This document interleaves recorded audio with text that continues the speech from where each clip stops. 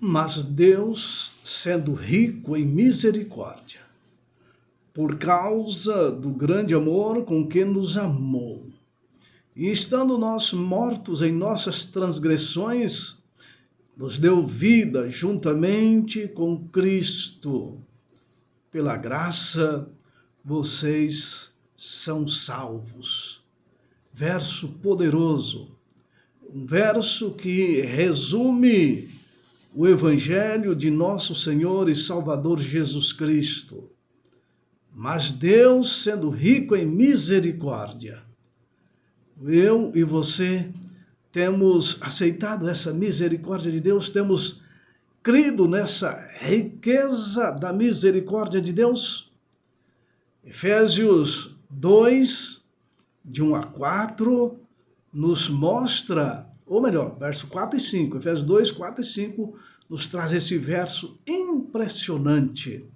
Paulo aqui ele está apresentando uma visão bem aproximada da mais abrangente missão de resgate de todos os tempos. Os esforços de Deus para redimir eu e você, redimir toda a humanidade. O drama desta história se intensifica pelo conhecimento de que não somos meros espectadores do resgate de outra pessoa, não.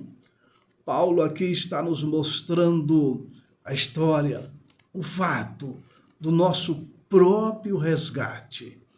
Eu e você somos resgatados na pessoa bendita de nosso Senhor e Salvador Jesus Cristo. O livro de Efésios, no capítulo 2, o verso de 1 ao 10, Paulo, ele vem aqui nos mostrar algo impressionante. Eu quero ler com vocês esses 10 versículos. Vocês estavam mortos em suas transgressões e pecados, nos quais costumavam viver quando seguiam a presente ordem deste mundo e o príncipe do poder do ar, o espírito que agora está atuando nos que vivem na desobediência. Anteriormente, todos nós também vivíamos entre eles, satisfazendo a vontade da nossa carne, seguindo os seus desejos e os seus pensamentos. Como os outros, éramos por natureza merecedores da ira. Todavia, Deus, que é rico em misericórdia, pelo grande amor com que nos amou, deu-nos vida com Cristo, quando ainda estávamos mortos em transgressões. Pela graça vocês são salvos. Deus nos ressuscitou em Cristo e com ele nos fez assentar nos lugares celestiais em Cristo Jesus, para mostrar nas eras que hão de vir a incomparável riqueza da sua graça, demonstrada em sua bondade para conosco em Jesus Cristo. Pois vocês são salvos pela graça, por meio da fé. Isso não vem de vocês, é dom de Deus. Não por obras, para que alguém se glorie, porque nós somos criação de Deus, realizada em Cristo Jesus, para fazermos boas obras, as quais Deus nos preparou de antemão, para que nós pudéssemos praticar. Olha que impressionante a descrição de Paulo. Paulo, ele estava aqui contando a história da conversão dos efésios, né? Paulo estava ali mostrando como eles eram. Paulo estava contrastando a vida pecaminosa daqueles cristãos, como era a vida deles. Paulo também demonstra ali as bênçãos que eles receberam as bênçãos da salvação, e ele mostra que essa bênção da salvação, ela é retratada como uma participação na ressurreição, na ascensão, exaltação de Cristo Jesus. Nessa história que Paulo vai relatando, ele celebra o fundamento da salvação na graça e na obra divina da criação. Veja que Paulo, ele apresenta aqui pelo menos em seções essa história da salvação dos Efésios. Primeiro, ele diz, olha, estando nós mortos em nossas transgressões. Ele se inclui, estávamos mortos em nossas transgressões. Segundo, Deus nos deu vida juntamente com Cristo. Primeiro, estávamos mortos. Depois, Deus nos deu vida. Em terceiro, pela graça é que vocês são salvos. Pela graça é a salvação. Paulo, ele retrata aqui a triste realidade da existência anterior à conversão do seu público, que eram os cristãos de Éfeso. Que triste situação que eles viviam, que triste existência. E Paulo observa que eles estavam mortos espiritualmente. Espiritualmente mortos, queridos. Eles estavam praticando pecados como padrão de vida. Eles estavam sendo dominados por Satanás. Que incrível que Paulo, olha, vocês estavam mortos. Paulo estava escrevendo para pessoas vivas, claro, mas ele se referia a eles como morto, outrora mortos, em sentido figurado, é claro. Amigos, irmãos, será se é possível pessoas vivos mortos? Paulo estava retratando a realidade daqueles queridos, daquela igreja, nessa condição. Você, meu querido, que está me ouvindo nesta manhã, nós, será se não estamos assim, mortos? Que coisa, dominados por Satanás? Que terrível, dominados por Satanás? Que palavras duras de Paulo. No entanto, a dificuldade deles era real. Era uma dificuldade terrível. Por que, amados, que a dificuldade dos cristãos de Éfeso era terrível? Porque eles estavam separados de Deus. Todos aqueles que estão separados de Deus, a realidade dele é terrível. Separados da fonte da vida, separados de Cristo, meus amados, não há vida. Percebe? Paulo diz, está morto. Separado de Cristo é estar morto. É um vivo morto. Porque Cristo é a fonte da vida. Longe de Cristo, somos meros defuntos ambulantes. Você percebeu isso? Que coisa terrível, não é? Meros ambulantes, mortos em vossos delitos, separados de Deus. É para nós refletirmos isto nesta manhã, amados. Para refletirmos como estamos nós. Você, eu, você que está me ouvindo, como é que está a sua vida de relacionamento com Cristo? Está separado de Cristo? Está longe de Cristo? Um dia você conheceu a Cristo e foi para longe dele, não quer mais viver a vontade de Deus, Paulo, ele buscou aqui enfatizar a situação deles, mostrando para eles, fazendo com que eles refletissem o passado deles, como eles tinham vivido, para que eles não mais voltassem àquela vida anterior. Porque Paulo percebe que forças internas, forças externas dominavam aqueles cristãos. E Paulo diz assim, olha, uma das forças que dominam vocês é o curso deste mundo. Percebe? Efésios 2, verso 2, em que noutro tempo andaste segundo o curso deste mundo, segundo o príncipe da potestade do ar, do espírito que agora opera no filho da desobediência. Percebeu?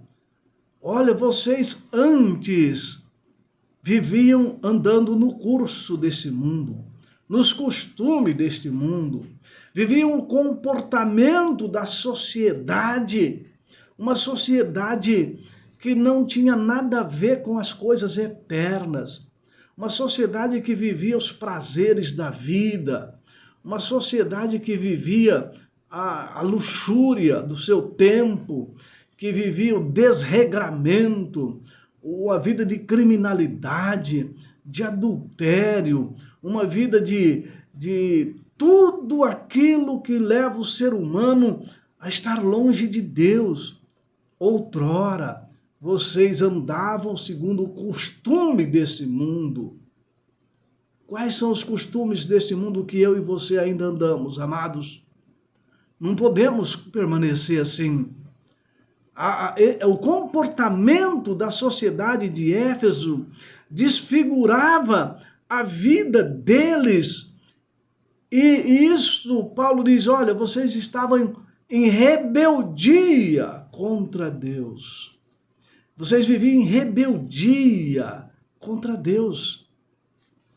E aqui ele diz, olha, vocês viviam conforme o príncipe da potestade do ar. E esse príncipe que Paulo se refere aqui, não é o príncipe Cristo Jesus, não. Esse príncipe que levava os cristãos, antes de ser cristãos, né, a uma vida de andar segundo o curso desse mundo, o príncipe que leva o ser humano a andar segundo o curso deste mundo é o príncipe do pecado, o príncipe Satanás. Ele atua, meus queridos, Satanás atua, dominando a existência do ser humano, dominando. Paulo diz, antes vocês eram dominados por Satanás. Ele é o príncipe da potestade do ar. Ele é que opera para levar o ser humano à perdição. Percebeu? O príncipe da potestade do ar, o príncipe das trevas, o inimigo Satanás. Ele, meu querido, quer operar na sua vida. Quantas pessoas são usadas pelo inimigo? Quanta dor, quanto sofrimento dentro de casa, na família, né? Quanta dor na sociedade, porque as pessoas deixam ser dominadas por Satanás, literalmente dominadas por Satanás.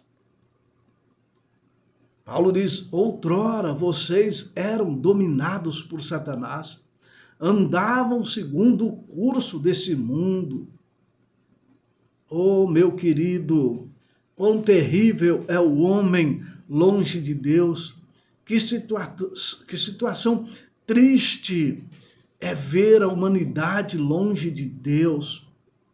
Por isso o evangelho da salvação, ele é apregoado pelos 4 cantos desse planeta Terra, para que os homens que vivem segundo o curso desse mundo se arrependam, venham a Jesus, porque Ele é a paz, Ele é que transforma esse coração.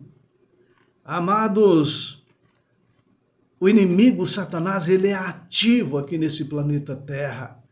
É ativo, por incrível que pareça.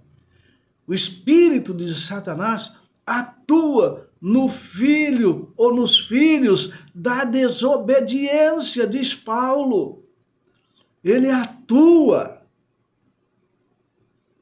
Por que nós temos uma sociedade tão arruinada hoje? Em muitos aspectos. Uma sociedade tão arruinada. Sabe por quê? Porque o espírito das trevas atua. É filho da desobediência, sendo usado pelo inimigo Satanás. Vivemos, meu querido, um grande conflito. Vivemos. O inimigo Satanás está atuando. Olhe ao seu redor. Olhemos ao nosso redor para vermos como o inimigo tem atuado. Quanta violência, né? Quanto crime. Violência contra o idoso, violência contra a criança, violência contra o mais frágil. Quanta agressões física, moral, sexual, quanta bebedeira, quantas orgias, traição, abandono da família. Percebeu? Quanto roubo, sequestro, quanta desordem geral, quanta corrupção no meio político, no meio religioso. Sabe o que é isso, meu querido? É a operação do maligno. Quanta enganação no mundo cristão, no mundo religioso, quanto. Paulo diz, olha, vocês antes de conhecer a Jesus, o espírito da desobediência atuava em vocês. O príncipe das trevas era o príncipe de vocês.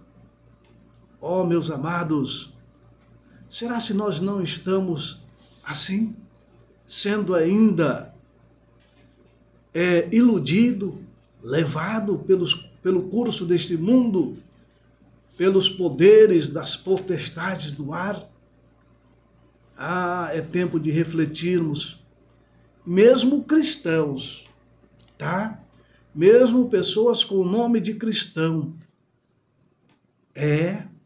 ainda vivem o curso deste mundo, seguindo os ditames de Satanás. O apóstolo Paulo diz, aí no verso 3 de Efésios 2, entre eles também, nós todos andamos no passado, segundo a inclinação da carne. E éramos, por natureza, filho da ira, como também os demais. Entre eles nós andamos. Paulo está se referindo à sua vida passada, às inclinações que ele vivia. Ele diz, nós, por natureza, éramos filho da ira. O que significa será esse filho da ira, meus amados? Sem a intervenção divina, meu querido, a existência do homem é dominada não apenas pelas forças externas, mas também pelas forças internas. As inclinações da nossa carne, fazendo a vontade da carne, fazendo a vontade dos pensamentos. Olha, filhos da ira, ou seja, filhos do juízo, filhos da ira vindoura, por natureza. Se Cristo não põe a mão sobre Paulo, sobre os Efésios, sobre a minha vida e sobre a sua vida, estávamos destinados à ira do juízo vindouro. É isso que Paulo estava dizendo. Por natureza, vivendo a vontade da carne, as inclinações da carne, as inclinações do pensamento, Você percebeu? A realidade da vida perdida, ela é muito angustiante. Uma vida perdida. Você já imaginou pessoas perdidas, perambulando, sem Deus, sem esperança para si mesmo, sem esperança para sua família, sem esperança para nada, sem esperança financeira, sem esperança material, sem esperança espiritual. Uma realidade de uma vida perdida é assim. Às vezes tem esperança apenas nas coisas da terra. Às vezes apenas esperança nas coisas da terra. Sim, pecadores por natureza, filhos da ira. Ou seja, filhos da ira significa que está sobre ameaça do juízo, do fim dos tempos. Deus vai trazer juízo, não porque ele tem prazer em julgar e condenar, mas ele vai passar a limpo esta questão. Deus precisa de passar a limpo a sociedade, o planeta Terra, limpar esse planeta, tirar aí, eliminar o príncipe das trevas que atua nas pessoas, todos os desobedientes. E muitas vezes nós nos enquadramos assim, estamos por natureza fazendo a vontade do príncipe das trevas. Que tristeza, né? E às vezes nós agimos assim, fazemos a vontade do príncipe das trevas. Então, a expressão que Paulo usa aqui, por natureza, filhos da ira, aponta para uma realidade muito assustadora. Embora, meu amado, eu e você tenhamos a imagem de Deus. Temos ainda a imagem de Deus, somos a imagem de Deus. Desfigurada pelo pecado, sim. Mas há muita coisa errada em nós. Olhe para dentro de si mesmo. Olhemos para dentro de nós, quanta coisa errada existe em nós. Ser cristão não é apenas uma questão de dominar um ou dois mais hábitos maus. Não é apenas superar transgressão e pecado. Nós não lutamos apenas contra pecados, mas nós lutamos contra o pecado. Eu estou lutando contra o pecado tal. Eu estou lutando contra o pecado. Nós lutamos contra o pecado. E o pecado nos assedia todo momento, todo dia. É por pensamento, é por atitudes. Percebeu? Somos inclinados à rebelião contra Deus. Somos inclinados à nossa própria autodestruição. Daniel, eu não quero me autodestruir. Não quer? Às vezes nós não queremos mesmo, não. Mas sem perceber estamos nos autodestruindo com o nosso comer, com o nosso beber, com as nossas atitudes, as nossas ações nos destrói. Eu mesmo me destruindo. Só com pensamentos maus, pensamentos ruins, negativos. Você sabe que nós mesmos vamos nos autodestruindo. Nós somos inclinados a isso. Os seres humanos, por natureza, exibem um padrão de comportamento autodestrutivo, pecaminoso, porque seguimos os ditames de Satanás, os próprios desejos pecaminosos inatos, vai nos autodestruindo. Os cristãos sinceros, os fiéis filhos de Deus, eles já foram, por natureza, filhos da ira. Paulo aqui, ele empregou o passado, o tempo passado. Éramos, por natureza, filhos da ira. Isso não significa que os cristãos não mais possui inclinação para o mal. Não é isso que Paulo está dizendo.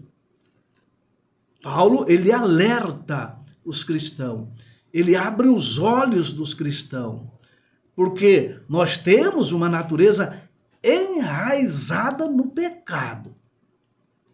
E essa natureza, ela continua sendo uma ameaça para você. Você que é cristão. Você que é batizado. Você que diz ser cheio do Espírito Santo. Você que diz ser testemunha de Cristo. Você tem uma natureza enraizada no pecado. Eu tenho essa natureza. E Paulo está nos advertindo, cuidado, éramos por natureza. É por isso que Paulo estava chamando a natureza dos crentes de Éfeso, chamando a atenção deles, porque, olha, vocês eram, cuidado, vocês ainda continuam no mundo.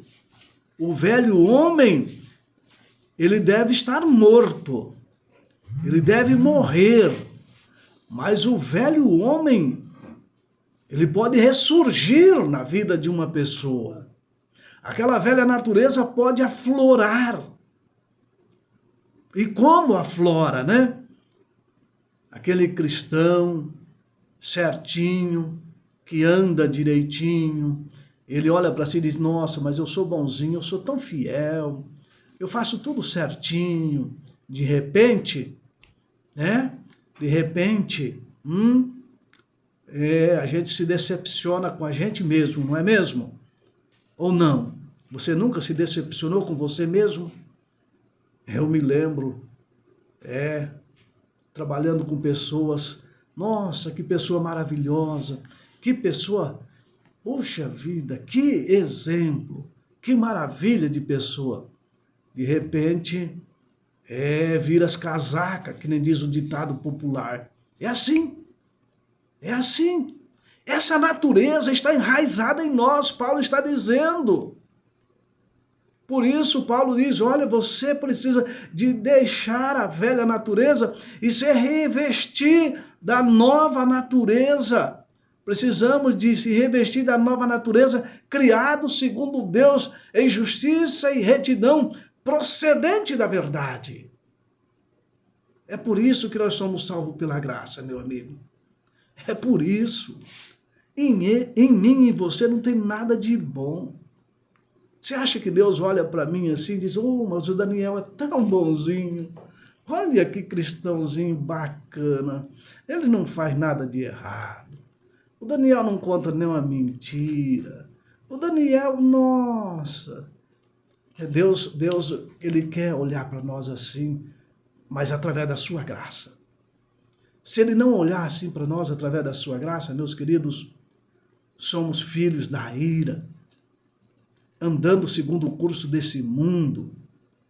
Mas, queridos, Deus, ele quer que eu e você sejamos transformados. É por isso que Efésios diz, pela sua muita misericórdia, Deus sendo rico em misericórdia, ele nos amou. Misericórdia, né? Clamamos pela misericórdia de Deus. Olha só que a misericórdia de Deus tem limite, né? Tem limite. Quando eu brinco demais com a misericórdia de Deus, cuidado, hein? Brincar demais com a misericórdia de Deus. Vamos nos cuidar. Eu que professo ser cristão, você que professa ser cristão, você que não professa nenhuma fé, cuidado, precisamos estar atentos. Precisamos estar atentos para não sermos dominados pelo inimigo, para que a natureza do pecado não seja mais forte em nós. Deixemos a natureza de Cristo, a graça de Deus atuar no nosso coração. Que Deus te abençoe e nos abençoe. Vamos orar, Pai querido, obrigado, porque o Senhor é rico em misericórdia. Quando nós olhamos para o Cristo perfeito e olhamos para nós, quão indignos somos, ó Pai. nos ajude pelas tuas misericórdias. Olhe com carinho para esse nosso querido ouvinte nesta manhã, que está lutando, está tentando, mas às vezes ainda andamos segundo o curso desse mundo. A nossa natureza que é tão enraizada no pecado, ó Pai, tire essa natureza, corte essas raízes do mal que existe em nós, as raízes da desobediência. Toma-nos em tuas mãos. Oramos em nome de Cristo Jesus. Amém? E amém. Meu querido, que Deus lhe abençoe, que Deus lhe dê um bom final de semana. Espero você no próximo programa, se assim Deus nos permitir. E até lá.